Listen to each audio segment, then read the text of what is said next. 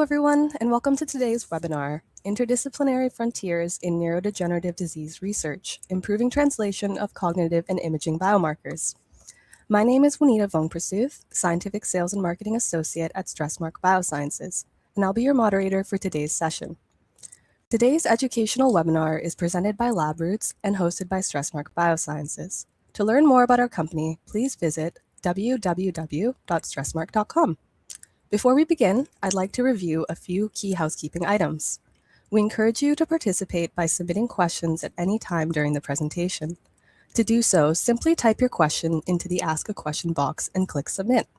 We'll answer as many questions as possible during the live Q&A session at the end of the period. You may also use the Ask a Question box to let us know if you experience any technical difficulties with audio or visuals. For those joining from a laptop, tablet, or mobile device, please note that your browser resolution may need to be adjusted in order to view the Q&A box and the Resources tab. It is now my pleasure to introduce today's speaker. Dr. Marco Prado is a Tier 1 Canada Research Chair in Neurochemistry of Dementia, Professor at the University of Western Ontario, and Scientist at the Robarts Research Institute. He is internationally recognized for his work in neurodegenerative disease research, with a particular emphasis on Alzheimer's disease, prion diseases, and neurotransmission. Dr. Prado, thank you very much for joining us today. We invite you to say a few words to the audience and begin your presentation. Thank you, Juanita, and hello, everybody, wherever you are in the world. It's very nice to be here, and I want to thank Stressmarker for the invitation and the opportunity to share some of our thoughts and how we can improve preclinical work to actually improve clinical trials. All right, should I start sharing my screen then? Yes, please.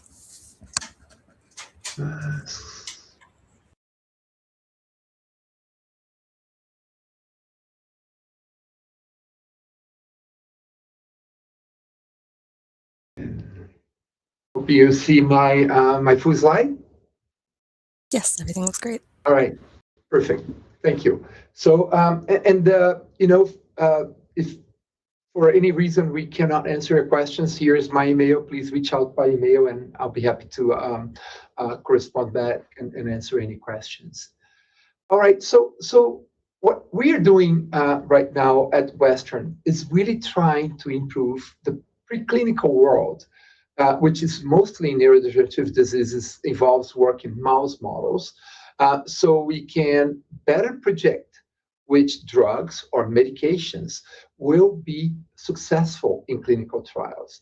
And there's a number of reasons to do that. A clinical trial can cost millions and millions of dollars. So if we get to the clinical trial with a drug that has a better chance to be successful in humans, we're going to save quite a bit of money and time, but also we're going to be able to fast move the therapeutics to humans.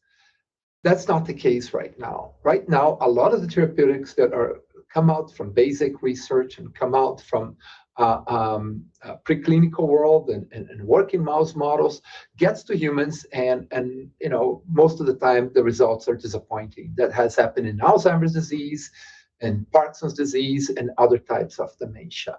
We think there's a number of reasons for this. We think, for example, we can always think about what the statistician George Box said. All models are wrong. Some are useful. So obviously a mouse is not a human, and it's not going to be able to model everything that a human disease has. But we think we can do better, and we can avoid certain artifacts that happen when you overexpress genes. You use transgenes that are not replacing the normal mouse gene. So for example, we tend to use now most mice that express human genes.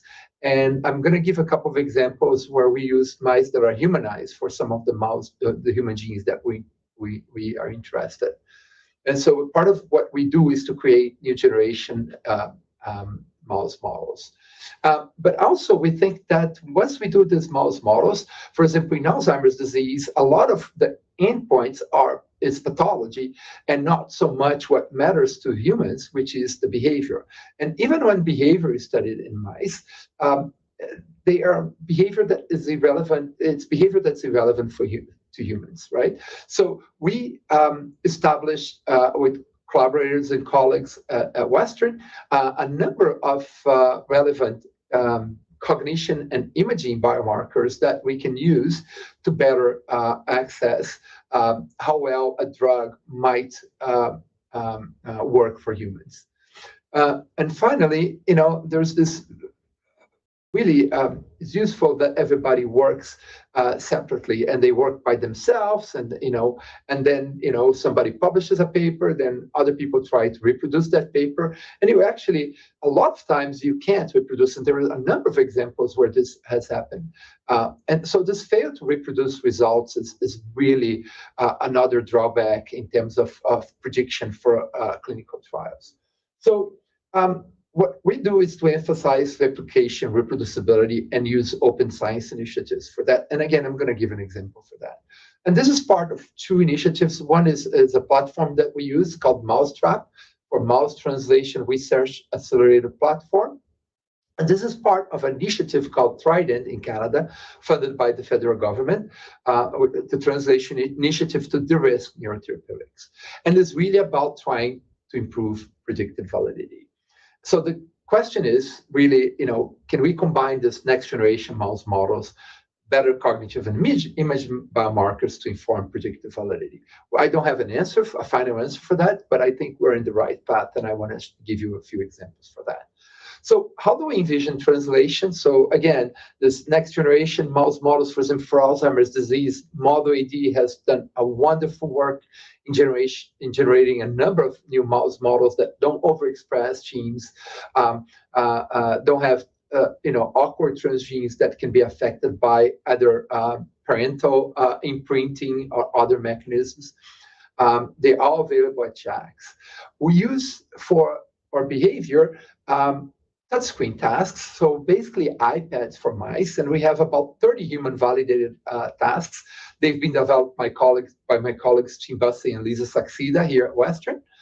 And some of these tasks are identical to tasks that use in humans. In fact, they are developing a platform where we could do co-clinical trials and use the same tasks in mice and humans.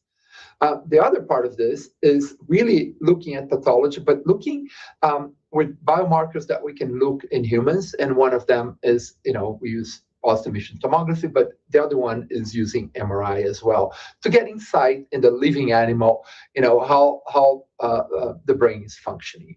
We also combine this with light sheet fluorescent, 3D fluorescence microscopy, and I'm going to show you a few examples of that for molecular pathology. So Mousetraps really brings together a number of world-class experts, including my colleagues Tim Bussey and Lisa Saxida, experts in generating animal models, and also precision neuroimaging and cognitive testing together. So just to give an example of our approach, so there's other initiatives that try to improve reproducibility of behavior. This one is the International Brain Laboratory, where large number of laboratories have been funded out of millions of dollars to repeat the same experiment and look at reproducibility. Our approach is a bit different, and we have the same apparatus that anybody in the world can use. And then we basically have a standard operating procedures and pipelines where people can do this. But importantly, all the data that we generate can go to a database called MouseBytes, and you can see that we already have 27,000 individual mouse cognitive testing registered in MouseBytes. Some of these are already available to the public. Some of these are still ongoing experiments. But everything that we do, once published, gets onto MouseBytes and is available for everybody. So I'm going to give you a couple of examples. One of them is in Alzheimer's disease. Obviously, most of you know about Alzheimer's. It's a terrible disease that affects a very large number of people worldwide, particularly in developed countries, but also increasing exponentially in developing countries as well. Huge financial cost, and obviously it's a problem when you have a health system where the government pays for treating people, and you want to make sure that you can have the best effective treatments that are cost effective. So in Alzheimer's disease, the most common pathological hallmarks are so-called amyloid plaques that come from the processing of this protein called amyloid precursor. Processed, this protein creates small peptides. The small peptides can oligomerize, they can be toxic and form fibrils, and then can be deposited extracellular in the so-called amyloid plaques. Eventually, another protein gets hyperphosphorylated. This is a microtubule-associated protein called tau. It affects how microtubules that are really the roadways in cells and neurons work, and that protein also can aggregate. And we think that this is the initial step, the accumulation of amyloid, but tau is also important and probably correlates better with dementia and cognitive dysfunction. So those are so-called the amyloid plaques and tau tangles. In Alzheimer's disease, and I'm not going to have the time to give you a really long update about this, but there is a number of genes that have small effects, and some of them are described here. But there are some genes that are causal. They cause familial Alzheimer's disease. So if you have one of those genes, you will have, well, obviously we all have mutations in one of those genes. You will develop Alzheimer's disease in a specific time frame, and there are families that have been followed up over the years with mutations, and the genetic seems to is training the idea that amyloid is important, because all the genes that are affected in familial Alzheimer's disease are genes that are in this pathway of processing of the amyloid precursor protein, or the gene for the amyloid precursor protein. Another really important gene in Alzheimer's disease is apolipoprotein E. Most people have apolipoprotein E3 as sort of the most predominant allele, and that seems to be neutral for Alzheimer's disease. There is another one called apolipoprotein 2 that seems to be protective, but if you have one or two copies of apolipoprotein E4, then your risk of developing Alzheimer's disease can increase about 10 to 12-fold. And it's shown here, even though just overall in the population, 2% are ApoE4 homozygous, it also, those people almost certainly will have a much higher risk of developing Alzheimer's disease, and they form about 50% of all Alzheimer's cases. So you can see that it really causes sort of neo-full penetrance in Alzheimer's disease. And this is an important component, because we don't really model that genetic risk when we do, we use most of the mouse models that have been used in Alzheimer's disease. Because of that, our group, instead of using one mouse model of Alzheimer's disease, uses actually 6 mouse models, in which we have the amyloid precursor protein gene humanized with 1 or 2 mutations. And in this case, the 2 mutations here, and this was developed in Riken by Saito and Saito. If you have if you have a mouse with 2 mutations, this mice will develop plaques. Mice that have no mutations or just 1 will not develop plaques. So we have that gene, but we combine that also with the human tau gene, and we do this because there is way more alternative splicing forms in humans than in mice, so we can model that as well. So we have the human tau gene, but we also have mice that are either ApoE3 or ApoE4, homozygous for ApoE3 or homozygous for ApoE4. So 6 different genotypes. I'm not going to show all of them, but model from at-risk genetic to full-blown pathology in Alzheimer's disease. So just to give you an idea what happens when you have ApoE4, and this has been well documented before in humans, but also in mouse models. And what you can see here is a 3D rendering of a whole brain that was cleared and stained for plaques in magenta, and blood vessels in green. And this is part of the work that we've been doing as well in mapping this pathology and looking at the interactions with immune cells and blood vessels. But it also gives us the ability to quantify plaques. We can quantify insoluble A beta. And what I can tell you right away that what APOE4 does is to accelerate pathology. So plaques deposit early, they increase, and then at late in life, APOE3 mice will caught up to APOE4, and the pathology will be the same when they're really kind of, about a year and a half, 2 years old. But in the beginning, in the initial months, by 9 months, by 6 months, it's the APOE4 that shows the initial insoluble A beta in pathology. We can look and see that females have more than males in terms of pathology. We can segment this and look at where the pathology is in terms of networks in the brain, based in MRI networks, and we can see where pathology accumulates in relevant networks that are found to be affecting Alzheimer's disease. And one of the things that we find is this APOE4 mice is that they show one of the features of Alzheimer's disease. They show early brain atrophy, and particularly in the isocortex, as you can see here, compared with all the other genotypes that we compared to. So APOE4 not only accelerates the pathology, but also causes this increase in atrophy in the brain. So as I mentioned to you, we're looking for biomarkers that are more relevant to humans. And so, for example, we can actually do an experiment where we get this mice, run this mice in behavior, but we can also do MRI. And in this case, we have a 15.2 Tesla high resolution, high field MRI that we can collect both structural MRI, but also connectivity data, resting state data. And in the same mice, we can then look at pathology. It's something that one of my colleagues, Ali Khan, that helps us with this, calls pathoconnectomics.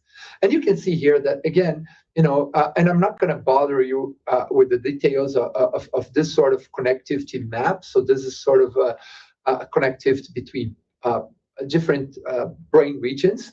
And what we see here is really that there is a loss of connectivity when in the APOE4 compared with other genotypes when in networks and in parcels that are more distant from each other. So it's almost like the connectivity of different brain regions and networks gets lost much more in the APOE4 mice when they are more distant. So the local connectivity is not so much affected, but the distance is affected. And you can see here this in G. And one of the things that you can see as well is that in the same mice that we look at this connectivity, we actually look at where amyloid plaques are, and we can measure this and look at the field fraction compared with the connectivity. And what you can see, it's very significant and highly correlated, is that with more plaques, less connectivity, indicating that this amyloid burden, these plaques, which actually you can see in humans as well with the post-emission tomography, are at least one of the toxic components in the disease and affects the brain function. Is it the only one? Probably not, and I'm going to show some examples for that as well. And obviously in humans, what you can do is you can treat humans now with monoclonal antibodies such as lecanemab, which can be very effective to clear plaques. However, lecanemab and other monoclonal antibodies have also undesired effects. And one of those undesired effects is so-called ARIA, which are basically imaging abnormalities that occur because of bleeding in the brain. And that can have fatal effects in some people, in particular people that are APOE4. So one of the questions that we want to ask was, can lecanemab be effective to treat people that are APOE4? Can we predict if it would be effective? By testing on those mouse models that we're using. And in our case, what we're doing is we're testing very early. Like we can identify these people very early. So we treat the mice from 3 months of age with these monoclonal antibodies. And you can see that it's incredibly effective to remove plaques. So the same age, the mice were treated or untreated with lecanemab. And give you a better vision of the relationship between this amyloid plaques and blood vessels in the brain, and how lecanemab works, and it really is incredibly effective to remove the plaques from the brain. And is effective in people. There are new generations that potentially are even more effective, and it's also very effective in mice. And this antibody basically targets protofibrils of amyloid beta. And you can see that, again, it's very effective to decrease in APOE4 mice the plaques. We do note an increase in bleeding in this mice as well. But if we treat early and treat into 12 months, we can avoid some of those side effects.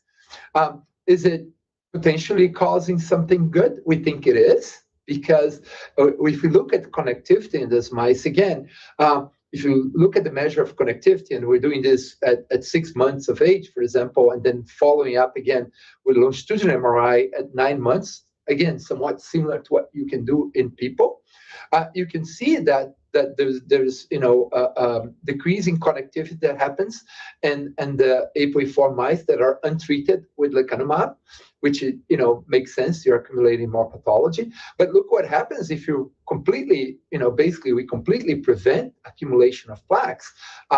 Connectivity is well maintained, and even we see a little bit of an increase in this mice. So, wow, yes, it does have a biological effect of clearing pathology, and it does have a biological effect of improving brain connectivity.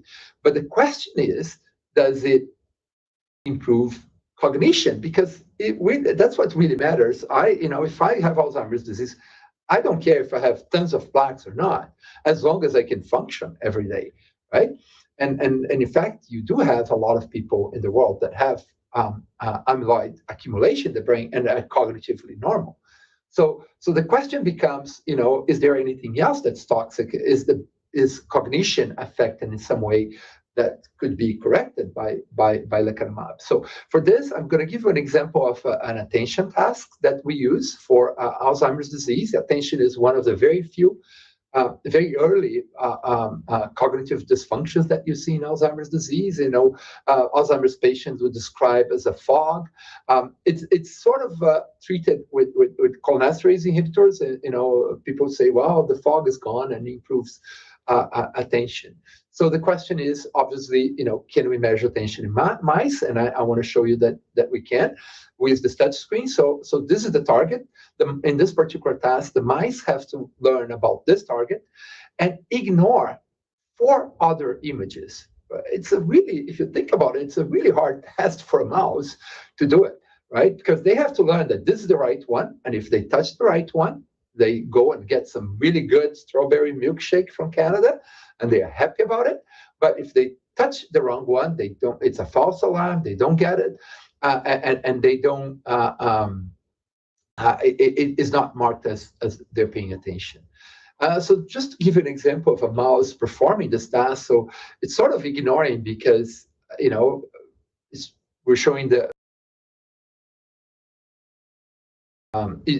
we're showing the images that it shouldn't be touching, but now you see when one of the is the right image, what happens?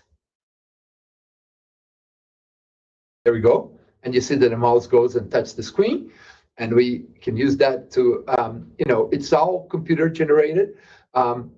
Basically, we have a lot of these touch screens, so we can run in our facility about 700 mice to 800 mice every day. So there's a lot of work on this. So we test a lot of different mouse models, different ages, different genotypes, and so forth. So just to give an example, and according to, I mentioned to you, there's more pathology in the APOE4. There's probably other toxic effects of APOE4 as well in terms of blood-brain barrier that I'm not going to get in touch here, more oligomers.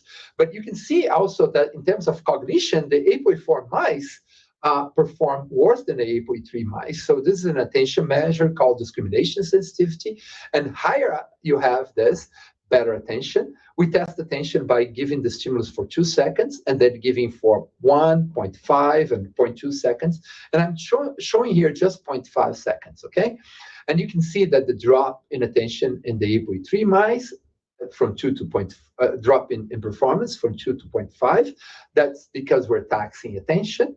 But you can see also that the APOE4 mice, the performance is worse than the APOE3 mice. So what happens if we treat them with lecanemab and test them for attention? Actually, not much. You can see here, and that's one of the beauty of the touchscreens. I mean, it's really quite reproducible. And you can see here, and that's for males and females. In male mice, we see absolutely no effect. No effect whatsoever, either in APOE3 or APOE4 mice. In female mice, we see a little bit of improvement in the APOE3, but nothing in the APOE4. Suggesting that even though you can prevent amyloid accumulation in APOE4 people, you may not be able to improve at least one of the cognitive domains that is important to people, which is the attention domain.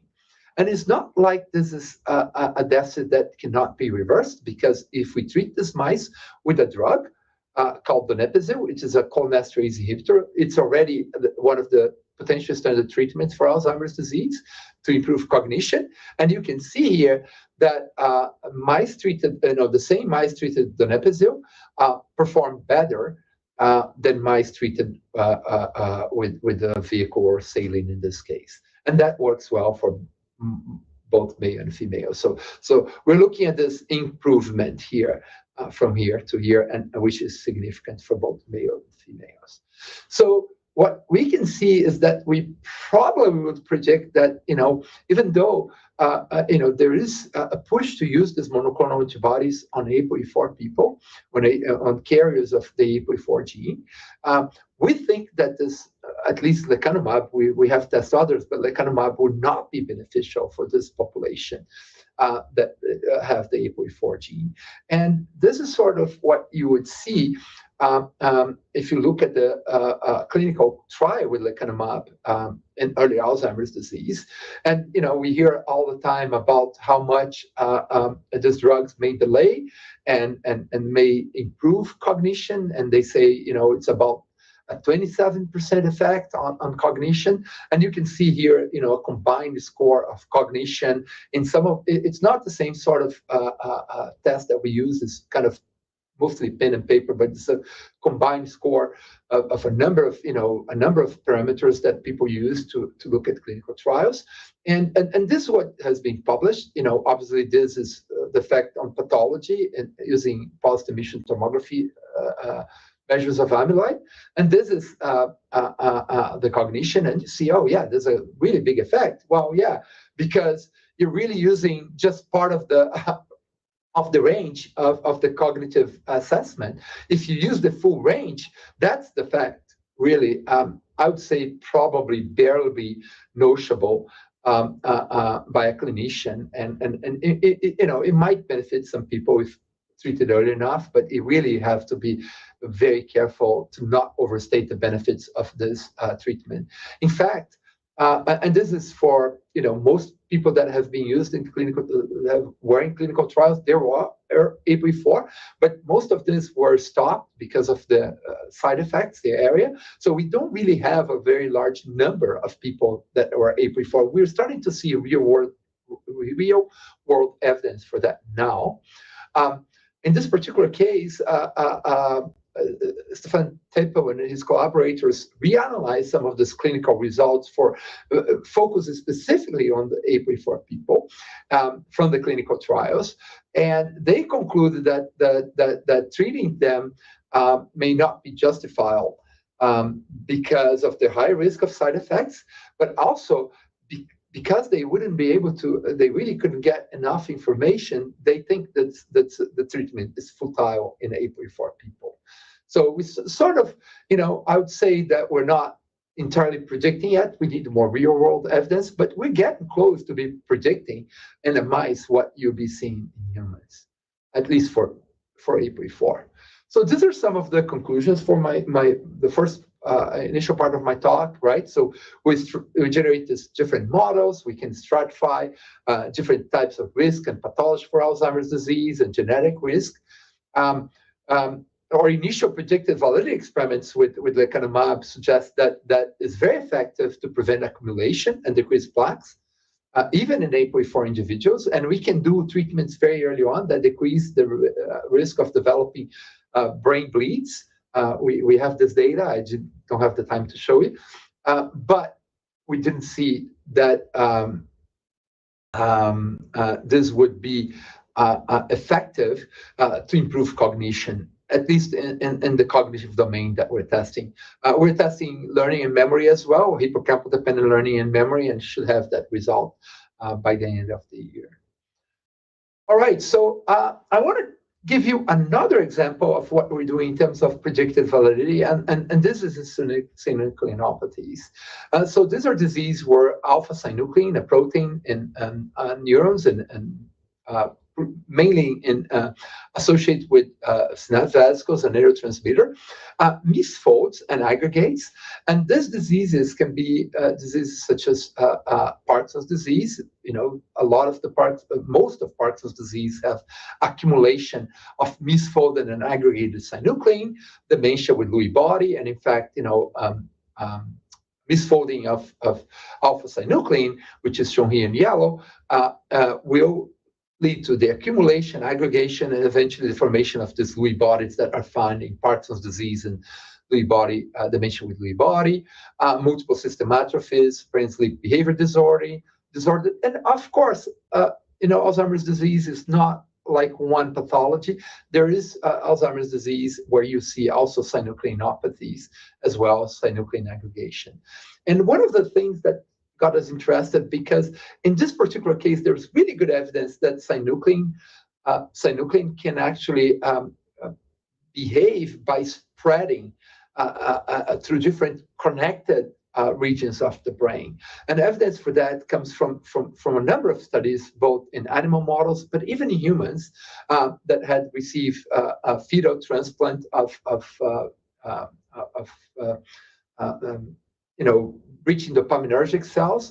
And when these people died and autopsy was done, pathologists saw the spreading of alpha-synuclein pathology to the graft tissue in the brain of people that had been grafted. So there's really a lot of good evidence that there is not just misfolding, but in this prion-like behavior, whether it works as a template and can convert the endogenous alpha-synuclein to misfold, and that increased aggregates get secreted from the brain and moves around. And we don't know from where it moves. There's a hypothesis that moves from the periphery to the brain, from different brain regions. And there's quite good evidence that at least in some cases of Parkinson's disease, it really comes from the periphery, from the gut.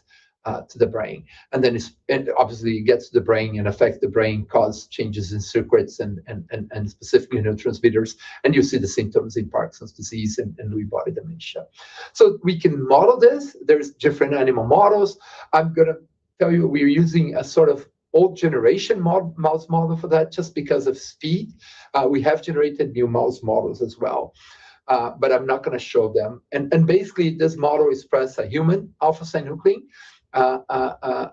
transgene with a mutation that is related to Parkinson's disease. But we can, and one of the things that we can do with this mouse models, if we have one copy of this transgene, it really, the mice don't develop disease or develop very little pathology until they are very, very old, 20, 22 months of age.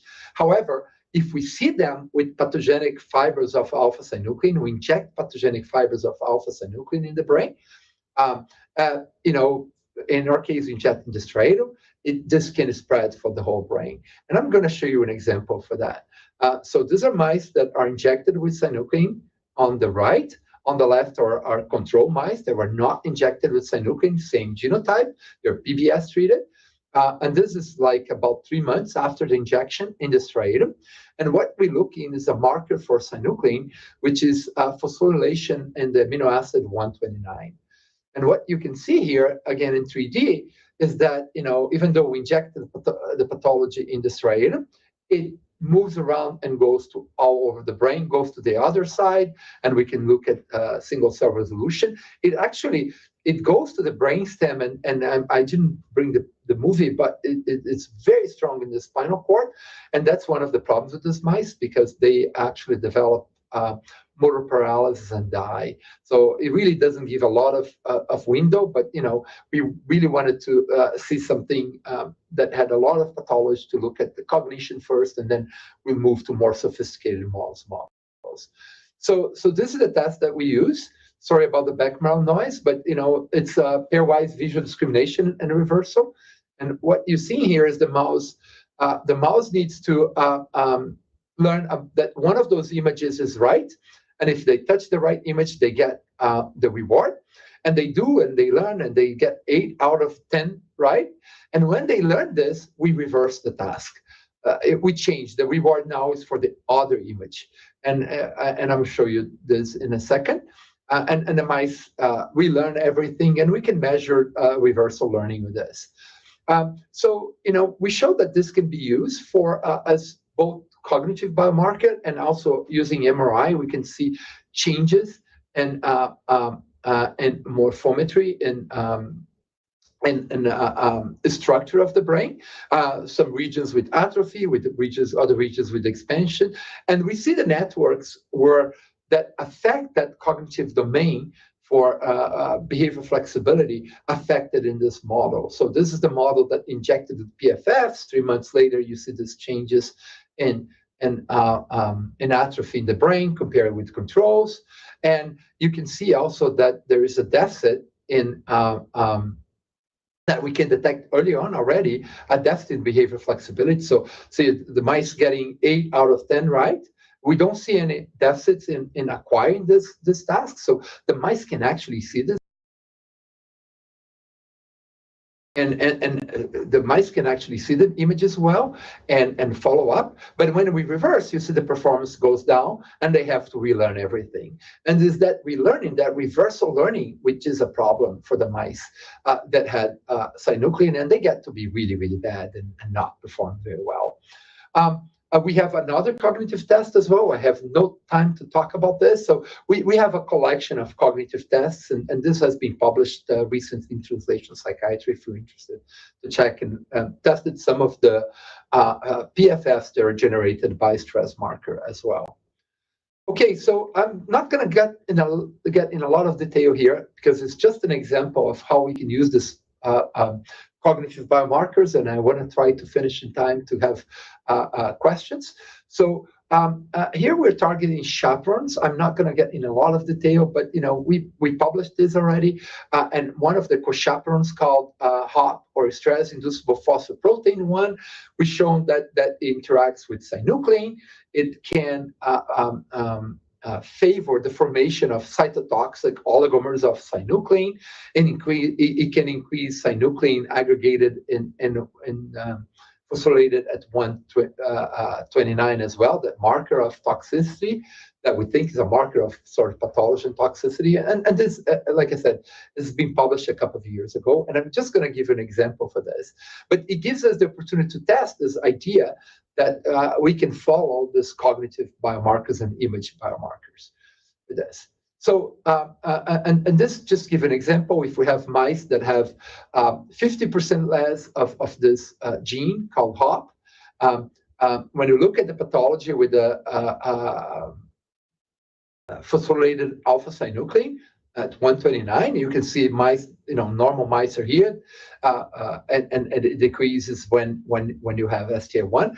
We can also do the same experiment if we make homozygous M83 mice. We don't even need to inject PFS. They develop diseases spontaneously. So we can use both of them in different ways. This is an example for the homozygous mice. So you can see that if we decrease the levels of HOP, we don't affect the acquisition of this task. That's absolutely fine. The M83 homozygous mice also doesn't have any deficits in the acquisition, but similar to the PFF mice, that injected mice, the homozygous M83 mice has 2 copies of this transgene, develops disease early on, but about 8 to 9 months, you can see that they have a cognitive deficit in the reversal learning. So we can confirm that both of the models that we use have the same cognitive deficit in reversal. reversal learning. However, if these mice now that we generated, they have less, 50% less STR1. In this particular case, it's deleted from birth. It's a genetic model, so it's not obviously a treatment, but it's just sort of a mechanistic proof of principle. You can see that the performance in the touchscreen task is similar to the control mice that were not M83 homozygous mice, right? And which is here in pink, the mutant that has less HOP or less STR1, compared to the controls that are in white, and the M83 homozygous mouse is in dark color here. Same thing that we see with the MRI imaging. We see the same sort of atrophy that we see with the PFF injected mice in this homozygous model. Again, we don't even need to inject PFFs on this because we have a lot of mutated synuclein that cause toxicity. And you can see that, the homozygous have atrophy in brain regions. And if you have less of this gene, HOP or STR1, this is prevented. One of the proposals of this, what's the sort of mechanism that this is happening, comes from work from one of my collaborators, Gabriela Chiozes, where she proposed that in neurodegenerative diseases, chaperones rewire and misfunction. And in this case, HSP90 and HSP70 were major chaperones. They sort of become hyperconnected. STR1 or HOP is one of the proteins that connect them together. And so if you decrease HOP or STR1, you sort of disassemble this abnormal formation of epichaperones that we think is toxic, okay? Or you could even decrease this toxicity that STR1 directly has on alpha-synuclein. So we asked the question, is this potentially an epichaperone phenomena? Is this because of the epichaperone formation? And to address this question, we again went to genetics, but we're very sophisticated now. And what we did is we knocked out this gene completely, but only in projection neurons, nothing else in the body, only in projection neurons in the cortex and the hippocampus. And you can see here that if you knock out STR1, and we did this after, in this case, again, we went back to the PFF model, we inject PFFs, give a couple of weeks, then we knock it out this gene only from projection neurons. And what you can see here is that, again, we see that atrophy longitudinally when we inject the PFFs, loss of structural function in the brains of these mice. But if you knock out only neurons, this gene, you preserve the atrophy that you would see normally in the mice that injected with PFF. More importantly, if you do cognition, again, acquisition, we see absolutely no effect of PFFs, of knocking out STR1. However, when we do the reversal learning, you can see again that the PFF mice that are normal, that don't have any deletion of this gene, they have a cognitive deficit comparing pink and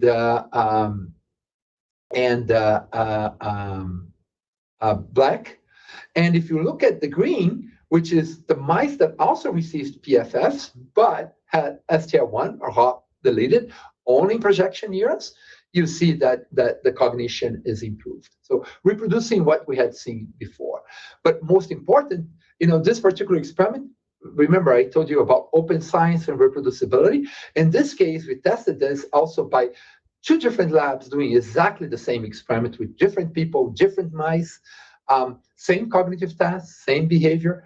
And you can see that what we have obtained here at Western was similar results were also obtained at McGill, where if you knock it out, HOP or STR1, cognition is better than if you don't knock it out, this gene. All right, so obviously this is genetics. This is not pharmacology. You can't really think about knocking out a gene in human brains. At least not in the short period of time, but perhaps you could have a drug. And there is a drug that's a epichaperone inhibitor called PUED. And we are particularly interested because this drug is being in clinical trials for Alzheimer's disease. It's shown to be safe. The clinical trials were phase 1, so we're waiting for phase 2 clinical trials. But in terms of safety, the drug is safe. It can be used in humans. So we asked the question: could it perhaps target this epichaperone system that we're studying? So Gabriela Chiozis has done a lot of work on this and showed this drug is very specific for a phosphorylated form of HSP90 that increases and accumulates with the epichaperone. So we tested that, but again, by doing the PFF model, we inject PFFs in the brain of this M83 mice, give a few weeks, couple of weeks, and then we start treating with the drug and do the cognitive and also the MRI analysis that I showed you before. And when we look at this, again, with the MRI, we see some preservation of brain regions with the drug, which is here in orange compared to the red, and compared to the controls in blue. You see some preservation. And again, we did this in 2 different places where, the same experiment. This is in vivo. We did post-mortem as well, and we see the same sort of effect. If you have the drug PUAD, we prevent some of that atrophy and imaging biomarker that we call in this PFF mice. And we follow up with the cognition, and you can see that the drug was effective, at least in male mice, to prevent the cognitive deficits. I don't have time to go. It doesn't look, it looks there is a sex-specific effect here. We don't see a lot of effects in females, but in male mice, it was incredibly effective to rescue the cognitive deficits that we've seen before and I described. Again, no effect on acquisition. Is really about this behavior flexibility. It's about the relearning, where the PFF mice, you can see in green, perform worse than control mice. And if the PFF mice were treated with PUAD, then in black, that almost overlaps with what you see in the controls. And again, this is reproducible. If we do this experiment in another lab, do exactly the same experiment, we get exactly the same result. Making us confident that this, for the potential predictive validity of this work. Obviously, we wait for clinical trials, but we would suggest that a PUAD could be repurposed for synucleinopathies, and it should be potentially tested in the clinic for synucleinopathies. Okay, so in this particular case, we are sort of using an old transgenic model as proof of principle, but we have generated new humanized mouse models. We're testing them right now to see if they have the cognitive deficits, when they have cognitive deficits, how the pathology looks like. And obviously, it takes much, much longer when you're not overexpressing. In the M83, you overexpress a lot. But at the same time, we don't get to see aging in these mice because they die 3 to 4 months after the seeding with the PFFs. We find that targeting the epichaperone either genetically or pharmacologically can improve and decrease these cognitive deficits and also brain atrophy in this very aggressive model. And we hope that we'll be able to test the same with more physiological models where we could test that also the aging component. All right, I'm going to finish here. I'll be happy to answer questions if there are any. I just want to mention that there's a lot of people. It takes a village to do this sort of work. Reproducibility, a lot of the reproducibility studies are done under direction, vice versa, myself and my colleague, Malar Chakravarty. A lot of the imaging is done in collaboration with Rav Menon and Taylor Schmitz and Malar as well, and Ali Khan for the analysis of light sheet. My partner in life and in the lab, Vana Prado, directs the lab with me and Taylor. A number of trainees that have been involved on this over the years, Rachel and Alini, and they're here in Blood, Vlad and Rodrigo, as well, trainees at McGill that have done similar experiments. A lot of the cognition is done in collaboration with Tim Bassi and Lisa Saxida as well, and some of the molecular stuff with other colleagues at Western. Some collaboration with industry as well, and with Stersmarker. Didn't have time to show, but we test some of their PFFs showing that they also had similar cognitive deficits as the standard PFFs that we use. A lot of funding also to acknowledge, but I'm not going to. And I think I'm going to stop here. And Wonderful. answer questions if there are any. Great. Thank you, Dr. Prado, for that very insightful and engaging presentation. It was wonderful. We'll now transition to the live Q&A portion of today's webinar. If you have a question, as a reminder, please submit it using the Ask a Question box on your screen. We'll do our best to address as many questions as time allows. Let's get started. So it looks like our first question is pertaining to lecanemab. How can we understand the effect of lecanemab before prescribing it to a human with amyloid plaques if it can have fatal effects in mice? Yeah, so I didn't say that it had fatal effects in mice. I say that it may actually have fatal effects in humans. So humans with APOE4, some of them that were initially treated, they actually died after treatment with lecanemab with major bleeding in the brain. It was a small percentage. We learned a bit about this, and there's a lot of push now to genotype. For example, in Canada, it's not recommended to treat people that are homozygous APOE4s with lecanemab. So this is very specifically for homozygous APOE4. There's some new evidence coming from the world use of lecanemab. So it's approved in a number of countries that you could be careful in treating very early on with people that are APOE4 heterozygous or homozygous. Even people that are APOE3 may have also this non-specific, this bleeding in the brain. And you can follow that out with MRI. It can cause problems. It can have, people can have headaches, can have a number of symptoms as well. And the most drastic in few cases is fatality. So it doesn't really cause fatality in all cases.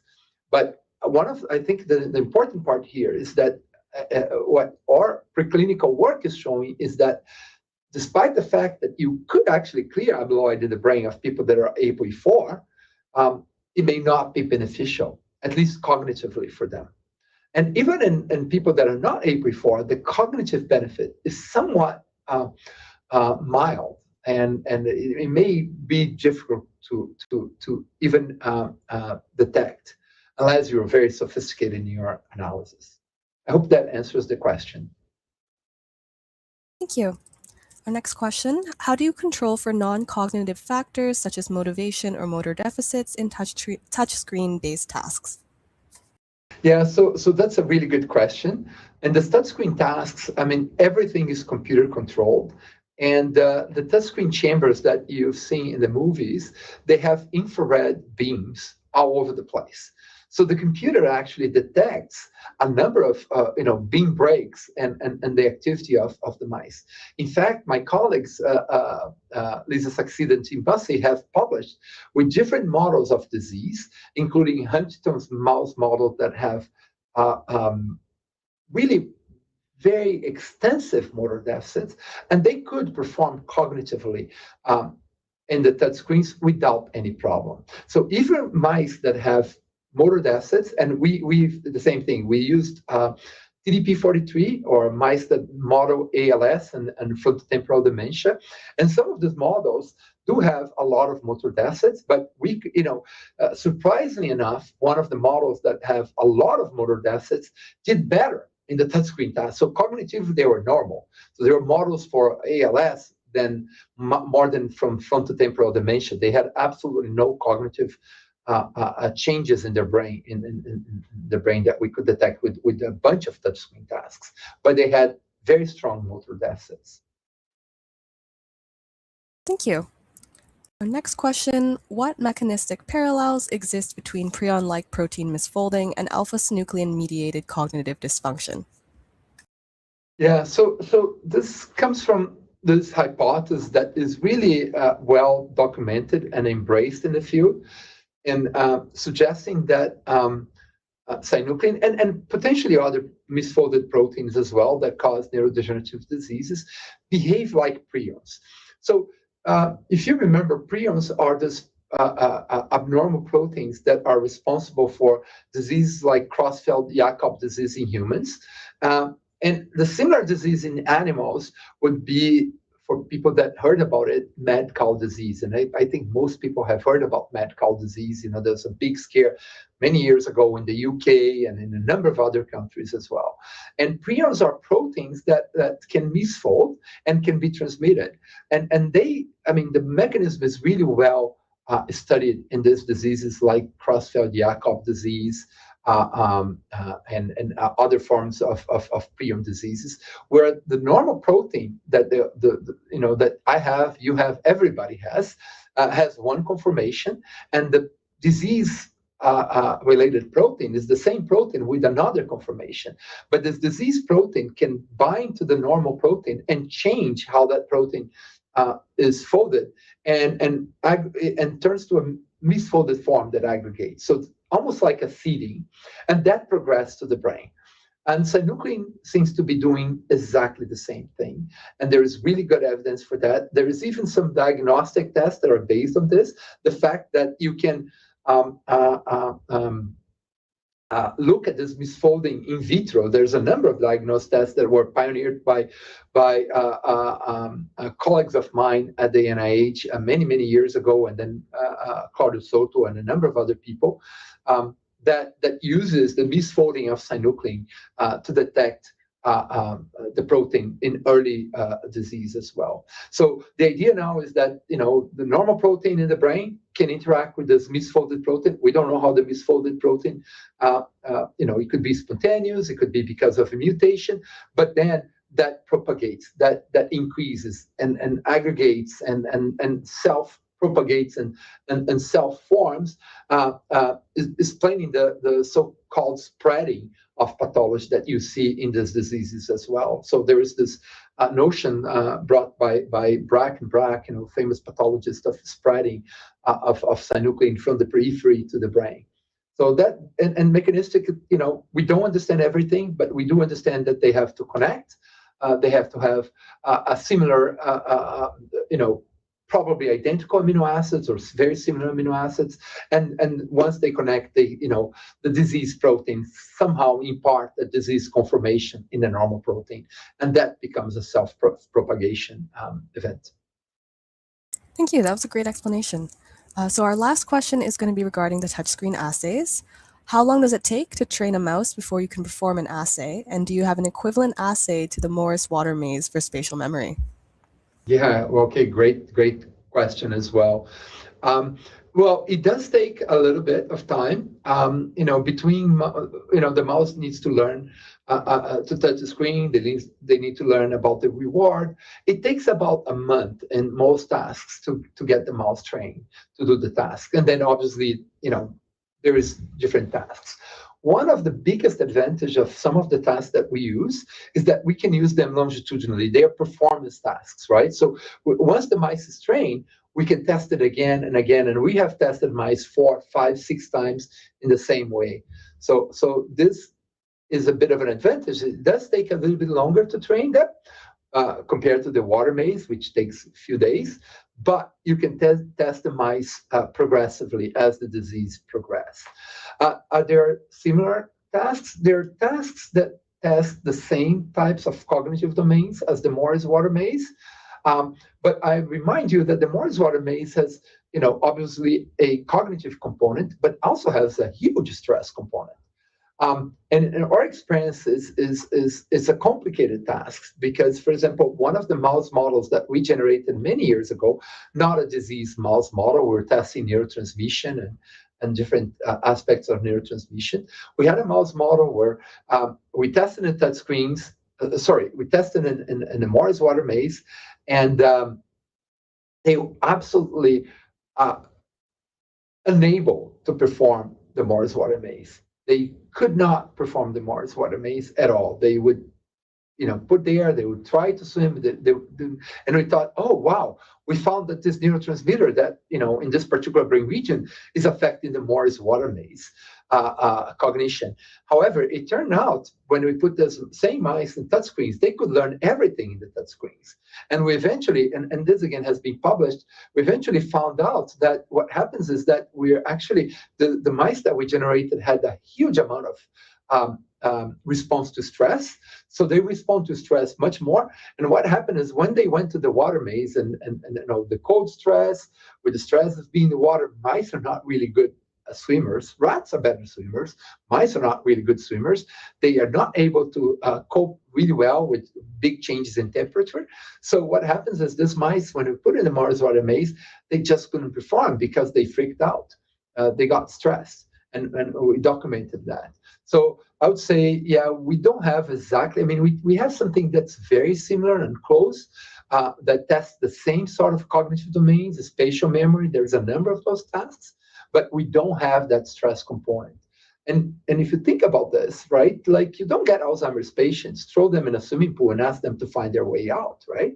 That's not of the type of test. So that stress component, or fear condition that you do a lot in mice as well, and in Alzheimer's mice, you don't do that in people. So that fear component, that stress component, can affect cognition, can interfere with your tests. And that's one of the reasons that we really think that touchscreen testing is much better than the conventional testing, much more sensitive and much better than the conventional testing that is used in mice. Wonderful. I think that's a great note to end on today. Thank you again for your time today, for your valuable insights, and for your important contributions to the neurodegenerative disease research space. We would also like to extend our sincere thanks to LabRoots for hosting and facilitating today's event. And finally, thank you to everyone in our audience for joining us and for your thoughtful questions. Any questions that we were unable to address during the live session, as well as those submitted during the on-demand viewing period, will be followed up using the contact information provided at registration. This webcast will remain available on demand for the next 12 months. LabRoots will notify you by email once the recording is available. We encourage you to share this webinar with colleagues who may have missed today's event. On behalf of Stressmark Biosciences, we wish you a wonderful day and a great start to the summer season. Thank you for joining us, and please take care. Thank you.